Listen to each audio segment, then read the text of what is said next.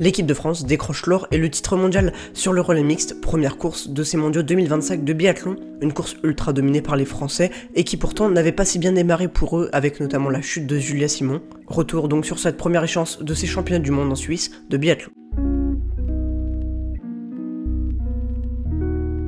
Salut les amis et bienvenue pour cette nouvelle vidéo où aujourd'hui on va parler du relais mixte de ce 12 février qui s'est écoulé dans l'après-midi. L'équipe de France s'est donc imposée et on part directement pour le débrief de ce relais. Ce 12 février marquait l'ouverture des mondiaux de biathlon et pour l'occasion c'est le relais mixte qui était désigné comme épreuve inaugurale. L'équipe de France s'est donc imposée dans un relais qui avait plutôt mal commencé, notamment pour Julia Simon qui a été victime d'une chute dès le départ, dès les premières minutes de la course. Une image assez loufoque où elle récupère ses bâtons puisque l'entraîneur lui donne un bâton qu'il chip justement un autre entraîneur, une petite image assez marrante mais qui n'a pas empêché la française de dérouler. Effectivement, aujourd'hui l'équipe de France a tout simplement été impériale au tir comme au ski. L'équipe de France aura commis seulement 6 fautes au tir sur les 4 relayeurs, une journée simplement parfaite pour l'équipe de France qui aura déroulé son jeu et qui n'aura pas été inquiétée puisque Julia Simon sur les 2 premiers tirs aura été impériale également pour refaire son retard puis pour dérouler et prendre la course, et puis elle donne le relais à Lou Jean Monod dans des conditions parfaites avec une très belle avance. Lou Jean Monod a également imité Julia Simon en étant parfaite au tir puisqu'elle a aussi déroulé dans son ski comme dans son tir. Les 2 Françaises ont largement fait le travail avant de passer à leurs homologues masculins puisqu'Éric Perrault lui aussi, Éric Perrault aura été très important et crucial et même excellent. Il aura porté un moment l'avance même jusqu'à environ 1 minute 30 au tir. Quand les Bleus sortaient du pas de tir, et bien les autres n'avaient même pas encore tiré, c'est-à-dire l'importante avance qu'avait l'équipe de France pour dérouler. Et puis Émilien Jacquelin a également conclu ce tir par ce titre mondial, même s'il nous a fait une toute légère frayeur en allant sur l'anneau de pénalité dans le dernier tir. L'arrivée s'est conclue par des images de joie de l'équipe de France et qui nous ont fait plaisir à nous également. La France conserve son titre donc sur le relais mixte après le titre l'an passé sur l'épreuve à Nové Mesto en République tchèque en 2024, et bien la France récidive avec ce titre et cette médaille d'or. Cette équipe de France aura donc été très bon et largement au-dessus, même si on aura une bataille très intéressante pour le reste du spectacle, et notamment pour la médaille d'argent et de bronze, et plus globalement pour la lutte au podium. Si on dresse le bilan de ce classement, de cette première épreuve, de cette première journée des mondiaux en Suisse, et bien la France donc s'est imposée avec 1 minute 13 d'avance sur la République tchèque. Les Tchèques qui auront utilisé 9 balles de pioche au total pour battre pour 5 secondes les Allemands, et puis ensuite la Norvège qui était très mal partie également au départ avec beaucoup de manqués, notamment de la part de Tandrevold. La Norvège n'était qu'à 3 petites secondes d'un podium et d'une médaille de bronze, ce qui aurait été formidable pour eux, d'où ils étaient partis. Ça aurait été une véritable prouesse de revenir. Johannes Bø n'était pas loin mais il en a manqué légèrement aux Norvégiens pour décrocher le podium. En lien avec la chute de Julia Simon, c'est Magnusson qui a forcément entraîné son pays dans un départ plus compliqué avec cette chute qui les a retardés comme l'équipe de France. La Suède termine seulement 5ème, eux qui étaient attendus pour batailler sur le podium. Les Suédois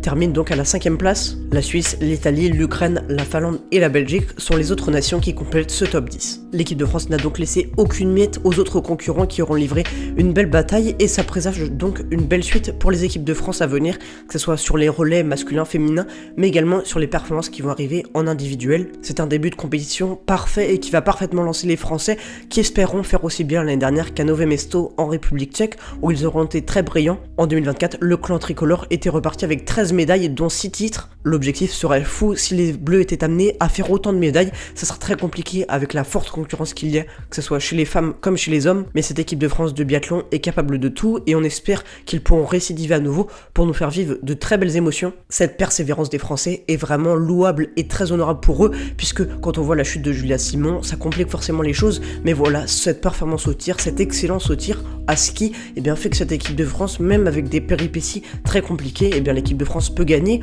Et aujourd'hui l'équipe de France ne gagne pas avec une petite avance mais bien plus d'1 minute, c'est énorme ce qu'ont fait les Bleus.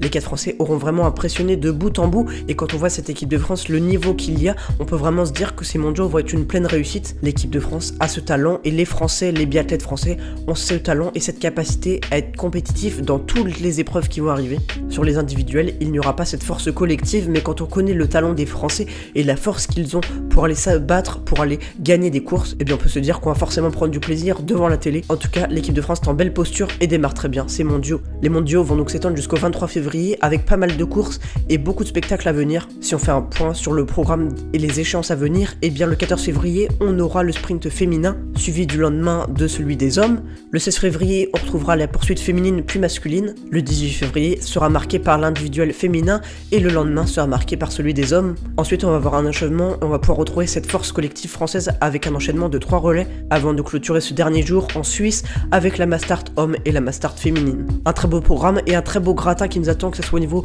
de l'équipe de France mais aussi de toutes les autres nationalités qui existent. On va pouvoir découvrir bon nombre d'athlètes comme cette Coupe du Monde nous le permet, mais les mondiaux encore plus.